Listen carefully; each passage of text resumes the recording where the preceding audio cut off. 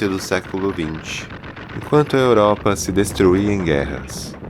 Hollywood dominava o mundo.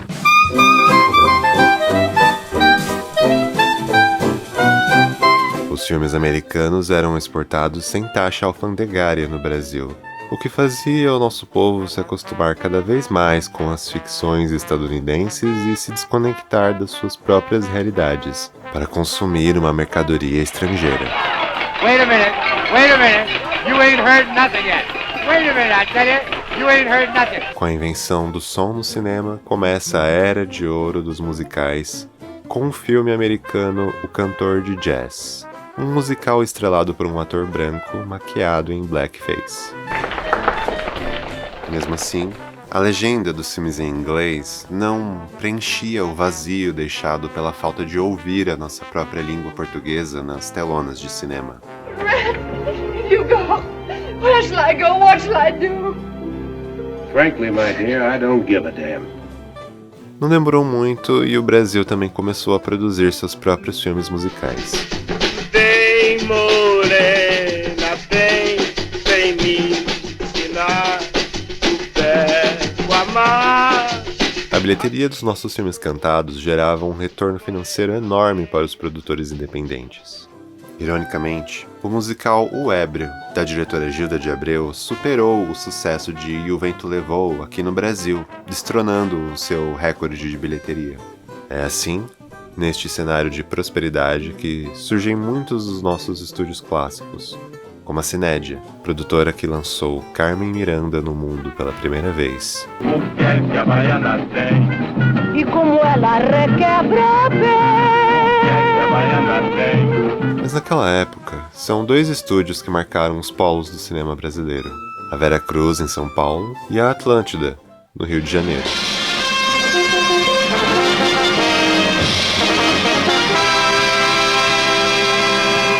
A Vera Cruz fazia dramas mais sofisticados, com uma produção mais refinada e palatável para o público estrangeiro, enquanto a Atlântida lançava comédias musicais populares de grande sucesso de público. Porém, a crítica nacional começou a debochar dos filmes deste novo gênero, apelidando de chanchadas, da palavra chancho em espanhol, que significa porcaria. Os críticos intelectuais viam essas obras como asneiras, recheadas de sequências de dança e música. Esses dois estúdios também descobriram alguns dos melhores atores de toda a história do cinema brasileiro, como a brilhante Ruth de Souza, a primeira atriz brasileira indicada ao Leão de Ouro no Festival de Veneza por Sim a Moça, competindo ao lado da Katharine Hepburn. Além da Ruth, também se destacam outros nomes como Grande Otelo, Norma Bengel e Anselmo Duarte. O Anselmo Duarte era um galã dos estúdios Vera Cruz de São Paulo que decidiu se aventurar como diretor e fazer um drama sobre pobres no Nordeste. O senhor não pode fazer isso. A igreja não é sua, é de Deus. Vai desrespeitar minha autoridade? Padre, entre o senhor e Santa Barba, eu fico com Santa Barba.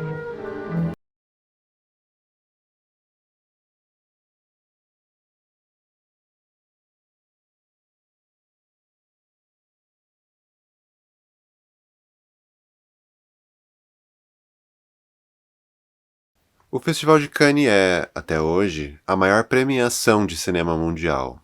O Oscar, por exemplo, foi feito apenas para premiar filmes americanos para americanos, a própria panelinha da indústria hollywoodiana. Porém, para um filme ser premiado em Cannes, deve competir com centenas de outras obras de vários países pelo mundo inteiro. Em 1962, O Pagador de Promessas vence em Cannes a Palma de Ouro, o prêmio principal da competição. Anselmo Duarte derrotou outros mestres da sétima arte, como Michelangelo Antonioni, Agnes Varda, Sidney Lumet, Robert Bresson, Louis Buñuel e Satyajit Ray. Esta é, até hoje, a única Palma de Ouro conquistada tanto pelo cinema brasileiro quanto sul-americano.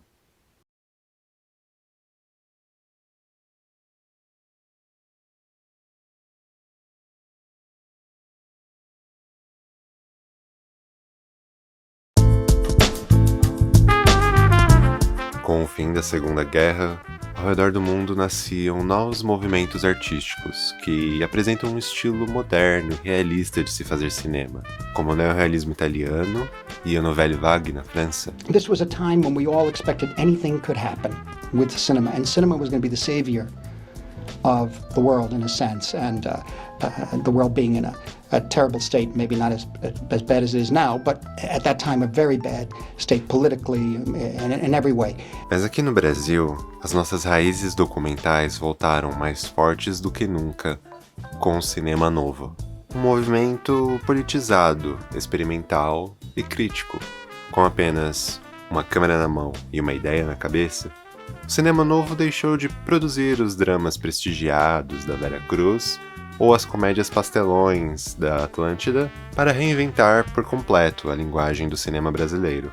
It's fresh, it's new, it doesn't cater to tastes of the box office, or I mean the box office in a bad way, you know, of a traditional, okay, now we're going to sit you down and tell you a nice story. This punches you in the face, you see, and wakes you up. It opens your eyes. And that's what you need today, more than ever. O cinema novo foi marcado por clássicos como Rio 40 Graus, Os Fuzis, São Paulo, Sociedade Anônima e, é claro, Deus e o Diabo na Terra do Sol, do Glauber Rocha. At that time, you have to understand it's a very different time. At that time, every day, or maybe I exaggerate, every 3 days, there was a new masterpiece. From Italy, from France, from Japan, from everywhere. I mean, it was all over, and all of a sudden, Antonio das Mostas comes on the screen and wipes them all away.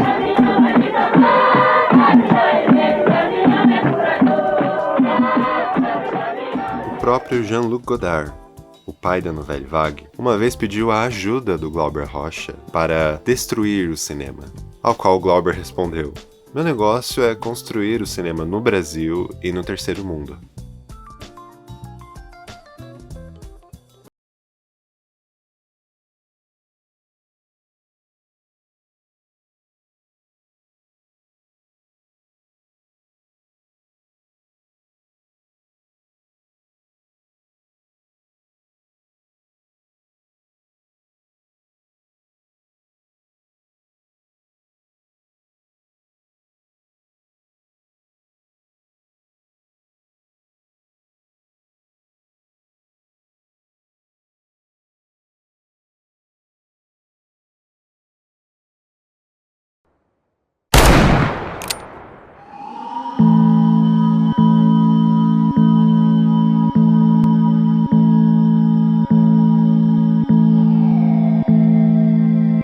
Porém, o crescimento do cinema novo é sufocado pelo golpe militar em 1964. A censura se instala com o Ato Institucional número 5, decretado na sexta-feira 13 de dezembro de 1968. O AI-5 fechou o Congresso, cassou mandatos políticos, reprimiu a imprensa e deu poderes ilimitados ao presidente. Documentos revelados pela Comissão da Verdade mostram que os militares pretendiam assassinar Glauber Rocha, que se exilou em Portugal. O relatório, produzido pela Aeronáutica, descreve Glauber Rocha como um dos líderes da esquerda brasileira. Isso porque ele vivia criticando a repressão do governo militar em entrevistas e publicações europeias. Dediquei 20 anos da minha vida ao cinema brasileiro, realizei alguns filmes brasileiros de repercussão internacional e me encontro no Brasil marginalizado e sem ver nenhuma perspectiva de saída para o cinema, porque eu não vejo nenhuma perspectiva de saída para o atual sistema econômico que rege o Brasil, de forma que a crise no cinema, a crise na cultura, a crise na televisão é a crise na superestrutura. Não se pode fazer uma revolução econômica nem cultural sem termos uma cultura desenvolvida, e o cinema é a mais importante de todas as áreas.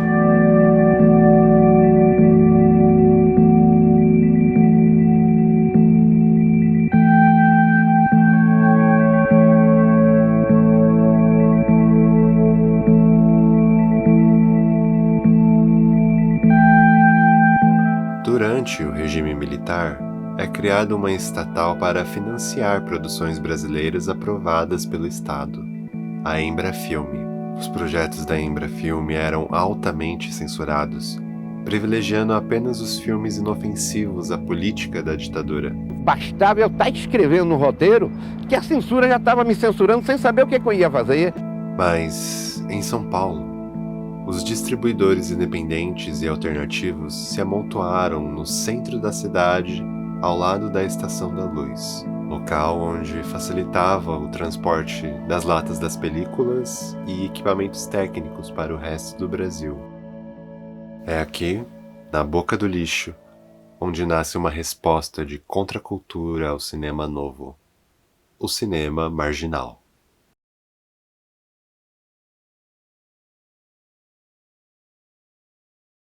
As produções do cinema marginal estavam longe de serem intelectuais e desconstruídas como as do cinema novo. Entretanto, abrigavam uma diversidade de gêneros como aventura, comédia, terror, ação, policial, etc., que satisfaziam a demanda do consumidor na classe popular. E quanto o Glauber Rocha era um acadêmico na Universidade Federal da Bahia antes de dirigir o seu primeiro filme Barra Vento, o Zé do Caixão era apenas um autodidata, semiprofissional, aficionado em gibis, filmes B e teatro.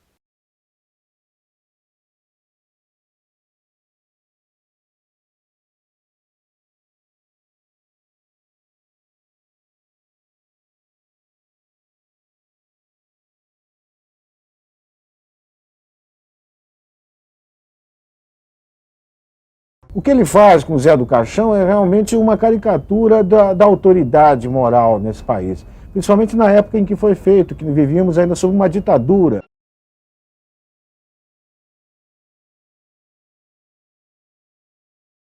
Mojica foi até elogiado por Steven Spielberg, que afirmou: se ele tivesse nascido na América do Norte, com certeza seria reconhecido hoje como um dos grandes gênios do cinema mundial. Eu acho engraçado quando falam de cinema independente brasileiro. O cinema independente brasileiro é o Mojica, sabe? O Mojica não dependia de ninguém. O Mojica pegava dinheiro com o dono de posto de gasolina para fazer o filme dele, entendeu? Ou ele pegava cota de alunos e...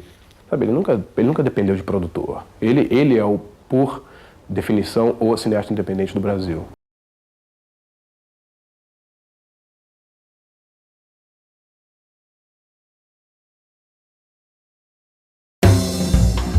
Nos anos 60 e 70, o Ocidente inteiro passava por uma revolução sexual.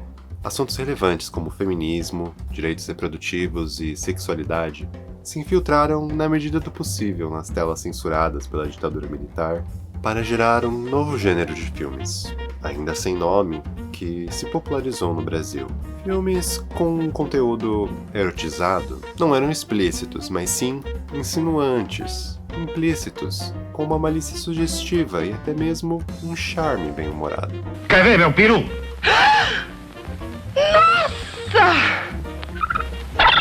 Não demorou para os críticos puristas ressuscitarem um antigo apelido para classificar o novo gênero como pornô chanchada. Enquanto a crítica snob caía em cima daqueles filmes, o público amava cada vez mais e lotavam as salas dos cinemas de rua. Então não se preocupe, é só relaxar. O senhor gosta do filme? O que atrai o senhor no filme? Sinceramente, bem mais que a minha esposa gostou da vida.